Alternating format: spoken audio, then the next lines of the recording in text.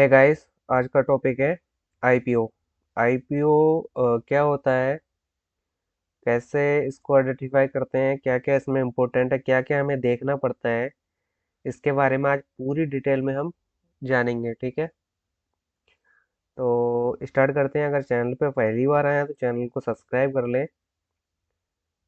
और चलो स्टार्ट करते हैं फिर। ठीक है, यहाँ पे देखो करंट में 4 आईपीओ ओपन्स है। ठीक है, चारों ही अप्लाई कर सकते हैं आप। यहाँ पे इशू साइज आपको दिख रहा होगा, कंपनी के नाम दिख रहे होंगे, क्वांटिटी दिख रही होगी आपको, प्राइस रेंज दिख रहा होगा और बिड अमाउंट दिख रहा होगा। ये जो बिड अमाउंट जो सेट होता है वो हाई प्राइस पे सेट होता है। जब आप अप्लाई करेंगे तो हाई प्राइस पे ही दिखेगा ये आपको। जैसे मैं अभी ये करके दिखाता हूँ फॉर एग्जांपल। देखो ये जो है 90 रुपए का आ रहा है प्राइस, कट ऑफ 90। यहाँ पे आप अनसेलेक्ट करके वैसे कट ऑफ का प्राइस ही सेट कर सकते हैं। बट यहाँ पे जब इसका सब्सक्रिप्शन इतना ज़्यादा होता है तो आपको कट ऑफ प्राइस पे नहीं मिलता है, ये जो ऑटोमेटिक जो प्राइस जनरेट होता है उसी पे आपको मिलता है। ठीक है, ये 14,850 का है और मैक्सिमम अमाउंट आप 2 लाख इसमें डाल सकते हैं। ठीक है, 80 से प्राइस रेंज जो है 80 से 90 के बीच में है। और यहाँ पे देखो 14,025 दिखा रहा है, बट वहाँ पे हम जब अप्लाई कर रहे हैं तो यहाँ पे देखो आपको कितना दिखा रहा है, 14,850। तो ये जो प्राइस आपको मिनिमम बिड रेट अमाउंट जो दिख रहा है वो 85 के रेट के हिसाब से दिख रहा है आपको। लेकिन जब अप्लाई करना जाएंगे वहाँ पे तो आपको 90 के हिसाब से आपको ये अमाउंट पे करना पड़ेगा। ठीक है, वैसे सेट भी कर सकते हैं आप, बट जब इसका सब्सक्रिप्शन इतना ज़्यादा होगा तो आपको कम रेट पे मिलेगा ही नहीं। 66x टोटल इसका जो रिटेलर कैटेगरी का है वो 66x है, मतलब 66 गुना हो चुका है ये। ठीक है, तीनों का शेयर है इसमें, चारों का। Non institutions wires, BHNI, SHNI और QIVB का है, क्वालिफाइड इंस्टीट्यूशन बायर्स का भी है। और रिटेलर्स का है, रिटेलर्स 66x हो चुके हैं। तो आपको समझ लो ये, आप अगर प्राइस प्राइस बिड प्राइस जो है अगर खुद से सेलेक्ट करते हैं तो आपको चांस है कि नहीं मिलेगा। तो इसको ऑटोमेटिक जनरेट जो है वहीं पे रखना पड़ेगा आपको। ठीक है, तो ये तो हो गई मिनिमम। जब कोई कंपनी अपना आईपीओ लॉन्च करती है तो उसका इशू साइज अपना सेट करती है। ठीक है, उस एक लॉट में आपको कितने शेयर मिलेंगे ये भी लॉट करती है। ठीक है, यहाँ पर दिख रहा होगा 199 करोड़ है पहला साइज है, इशू साइज स्टेलोन। ठीक है, लैंडमार्क का 34 करोड़ का है, ईएमए 76 करोड़ का है और कैपिटल नंबर इन्फोटेक का है 122 करोड़ का, सॉरी 121 करोड़ का। ठीक है, इसमें से ऑलमोस्ट जो है सब हाई अमाउंट है, 1 लाख से सब ऊपर है। बट जो हमारा एक जो स्टेलॉन का है, इंडिया का है, वही एक 14,000 की प्राइस रेंज पे है। ठीक है, तो एक आईपीओ हम क्या देखते हैं, चलो देख लेते हैं।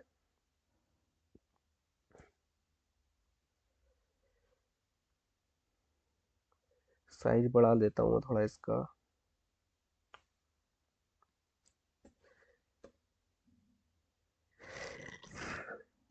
फर्स्ट ऑफ ऑल हम कंपनी का एक आईपीओ जब लॉन्च होता है तो उसका सबसे पहले देखते हैं उसकी जीएमपी। जीएमपी क्या होती है मैं दिखा दूंगा आगे। ठीक है, सब्सक्रिप्शन कितना है उसका। ठीक है, ये सब्सक्रिप्शन हो गया। कंपनी किस फील्ड में काम करती है।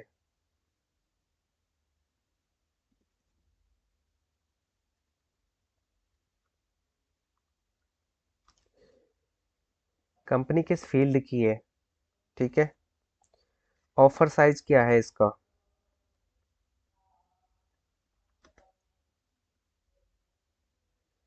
ठीक है, ऑफर फॉर सेल क्या है।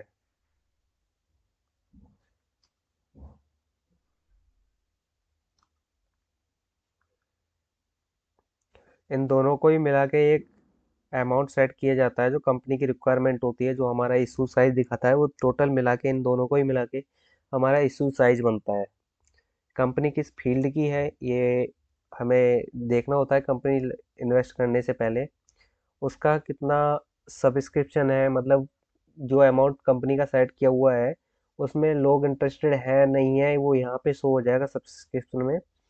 और आईपी और जीएमपी में हमें ये देखने को मिल जाता है कि जो भी करंट में कंपनी में जो आईपीओ लॉन्च चल रहा है, जो अप्लाई कर सकते हैं हम, उसकी क्या गेन परसेंट है। मतलब उसका जो हम अगर समझो हमें 14,000 का अभी बिड प्राइस जो सेट किया है, अभी लगाया है हमने, अगर उसकी लिस्टिंग होगी तो वो कितने पर जाके लिस्टिंग होगी, समथिंग कुछ आइडिया। ठीक है, ये इसमें आइडेंटिफाई करते हैं आईपीओ जीएमपी में। ठीक है, तो ये जो डिटेल है ये देखना इन्वेस्ट करने से पहले आईपीओ में बहुत ज़रूरी है। ठीक है, आईपीओ जीएमपी देखने के लिए सबसे पहले हम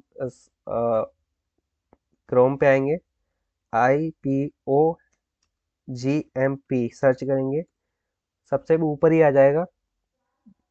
आईपीओ वॉच को भी आप इसको भी देख सकते हैं, लेकिन जो करंट प्राइस दिखाता है एक्यूरेट, वो ज़्यादातर इन्वेस्टर गेन और छत्तीसगढ़ जो दिखा रहा है उसमें आपको मिल जाएगी। ठीक है, इस पहले और सेकंड वाले पे क्लिक करेंगे। ठीक है, तो यहाँ पे थोड़ा स्क्रॉल करेंगे, यहाँ पे प्री ओपन है, अपकमिंग जो आईपीओ है, कितने साइज है, क्या है, लिस्टिंग प्राइस क्या रहने वाला है, यहाँ पे दिख जाएगा आपको। यहाँ पे आपको ये भी दिख जाएगा कितने गुना सब्सक्रिप्शन उसका हो चुका है। कैपिटल नंबर का अभी दिखा रहा है 1x, ईएमए पार्टनर का दिखा रहा है 7x, और ये क्लोज है, आज टुडे है, मतलब आज क्लोजिंग है इसकी, तो ये 106x ऑलरेडी हो चुका है, और लैंडमार्क का 28x हो चुका है। और यहाँ पे क्लोजिंग का भी दिखाएगा आपको, क्लोजिंग कौन कौन से स्टॉक की आईपीओ की क्लोजिंग हो चुकी है। ठीक है, अगर देखें यहाँ पे लक्ष्मी डेंटल का, ठीक है, ये जो प्राइस है ये कंपनी का प्राइस है, और जो 145 है वो जीएमपी है, मतलब इतने पर जाके ये लिस्ट हो सकता है, 573 पे। ठीक है, कंपनी जो आईपीओ लॉन्च किया था उसका प्राइस था 428, लेकिन जो करंट में लिस्टिंग गेन है हमें कितना मिल सकता है, वो 577 इसका स्टॉक जा सकता है। ठीक है, 73% इसका दिखा रहा है, और करंट में देखा तो ये 26% पे लिस्टिंग हुई है, 542 प्राइस पे इसकी लिस्टिंग हो चुकी है। ऑलमोस्ट यहाँ पे टेस्टिंग करने के लिए आप और भी पहले जा सकते हैं। ठीक है, ये 41% का दिखा रहा है, और यहाँ पे 27 की इसकी लिस्टिंग हुई है।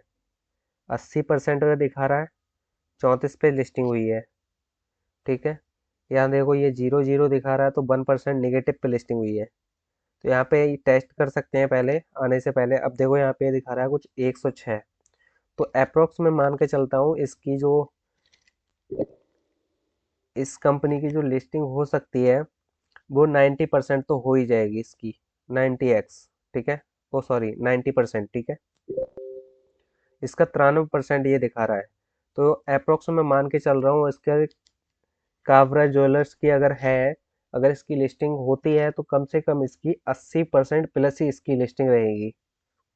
ठीक है, ये तो मैंने बैक टेस्ट किया है, मुझे पता है, मैं आपको बता रहा हूँ। पहले आप अगर आईपीओ स्टार्ट करते हैं तो सबसे पहले यहाँ पे टेस्ट करें।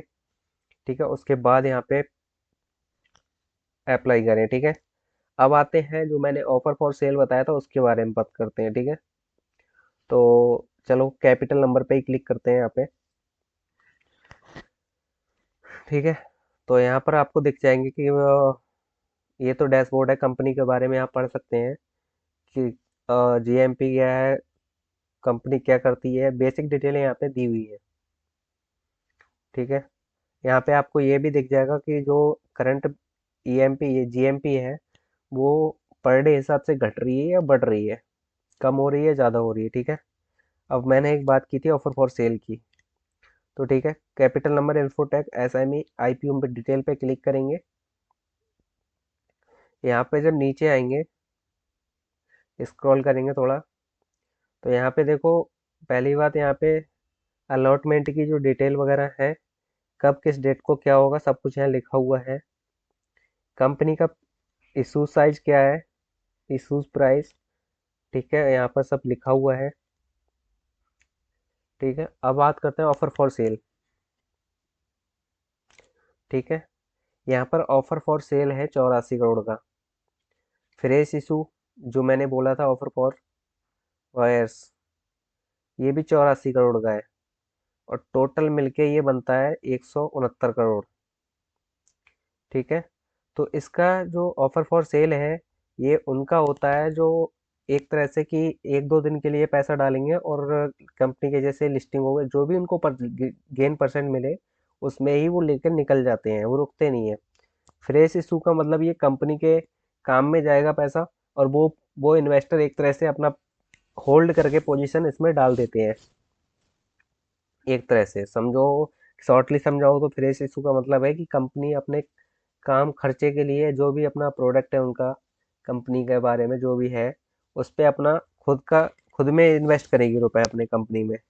ठीक है, कंपनी के काम में यूज़ होगा ये पैसा। ठीक है। और ऑफर फॉर सेल का मतलब है कि जो भी इन्वेस्टर हैं वो एक दो दिन के लिए अपना पैसा डालेंगे, और जैसे लिस्टिंग होगी उन्हें अपना परसेंटेज मिल जाएगा, वो पोजीशन को एग्जिट कर देंगे। ठीक है। तो ये कुछ आईपीओ की कुछ बेसिक डिटेल थी। और भी रिकमेंडेशन में आप जाके चेक कर सकते हैं कौन कौन इसको रिकमेंडेशन में डाल रहा है, मतलब कौन कौन इसको एक तरह से मोट प्रमोशन कर रहा है। सब्सक्रिप्शन भी यहाँ से चेक कर सकते हैं। ठीक है। यहाँ पे आपको सब डिटेल यहाँ पे मिल जाएंगी। ठीक है। और अलॉटमेंट स्टेटस भी यहाँ से दिख जाएगा किस डेट को ये अलॉटमेंट होगा। और जीएमपी पे क्लिक करेंगे तो जीएमपी आ जाएगी। ठीक है। तो अगर अभी तक आपने चैनल को सब्सक्राइब नहीं करा है तो अगर थोड़ी भी आपको यूज़फुल लगे तो चैनल को सब्सक्राइब कर लो।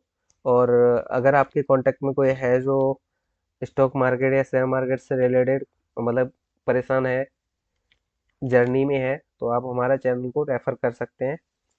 And thank you.